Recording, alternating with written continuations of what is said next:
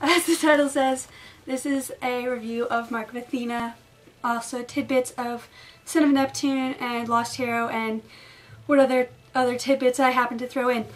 So, I read The Lightning Thief, which is the first book in this series. Technically, the Heroes of Olympus aren't part of the Percy Jackson series, but it has Percy Jackson in it, so I'm counting it as one big giant series. I read it my freshman year of high school, and I'm now a freshman in college. So I've read it. I've read all of them. After I read the Last Olympian, I kind of thought it over and I realized that something just wasn't clicking in the Percy Jackson series, which I later realized was that it was written in first person, and I'm not a fan of things that are written in first person except for this, but I'm going to talk about this later. So I read The Lost Hero, or Last Hero, or whatever it's called, and I didn't like it, mainly because of Jason. Sorry, Jason fans, but I don't like him, mainly because he has no personality whatsoever. I mean, he's just so plain. He unlike Percy, who gets, you know, his faults or whatever and can be annoying at times, Jason just doesn't have that. He just doesn't. I think he's a very plain character. And people, like, I know people will be like, well, you don't have the right to say that. Well, I am a writer. I have published a book, which, for proof of all of you that need to see it, is here. You can buy it on Amazon, Scarlet and the Lost Prince, 2 T's on Scarlet. Anyways, so as a writer, I have the ability to think a little deeper about character development than other people that you don't write. I'm not saying that most regular readers can't do that, but because I'm a writer, I subconsciously do it, and so Jason just doesn't have anything there. He just doesn't.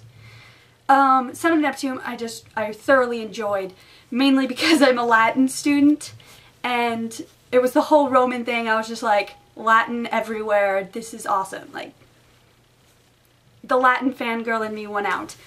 Mark of Athena. I have mixed feelings on this book. I have to say that this is his best written book. I mean, I haven't read what other side series that he's writing, I haven't read it. But I think this was his best written book because it had the most plot development and it had the most character development overall.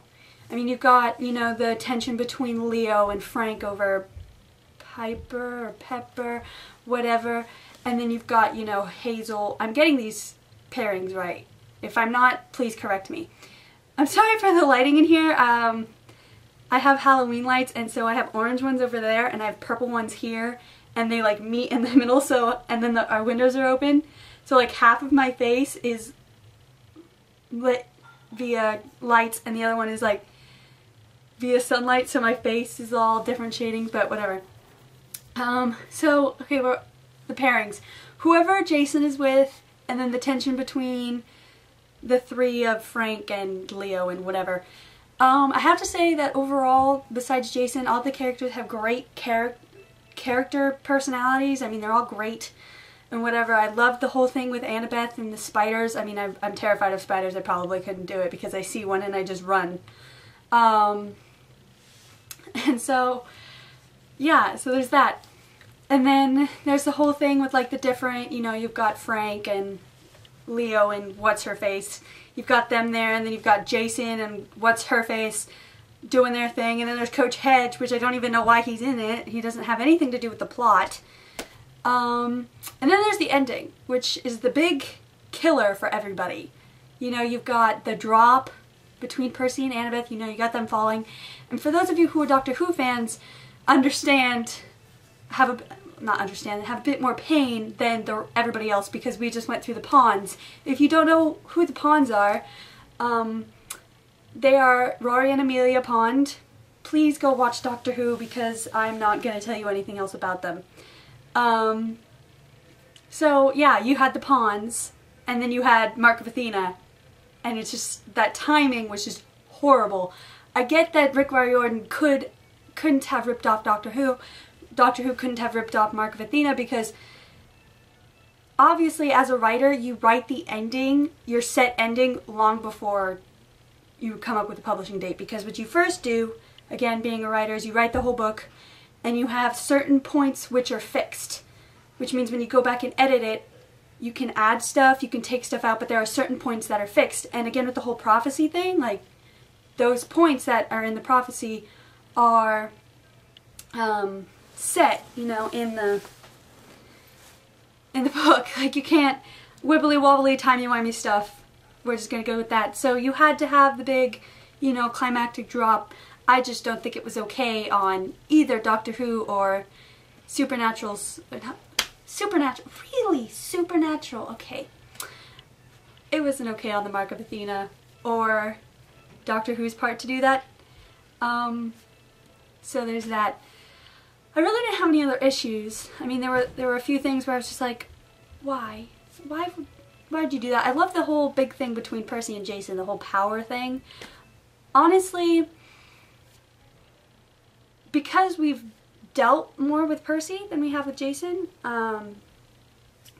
we know a bit more about Percy's behavior and his power than we do with Jason. Yeah, you know, Jason's son of Zeus or whatever, Zeus is all powerful, whatnot. But Percy just has, you know, something in him that just Jason just doesn't. I'm not quite sure what it is. But I have to say that Percy is the more powerful one over Jason.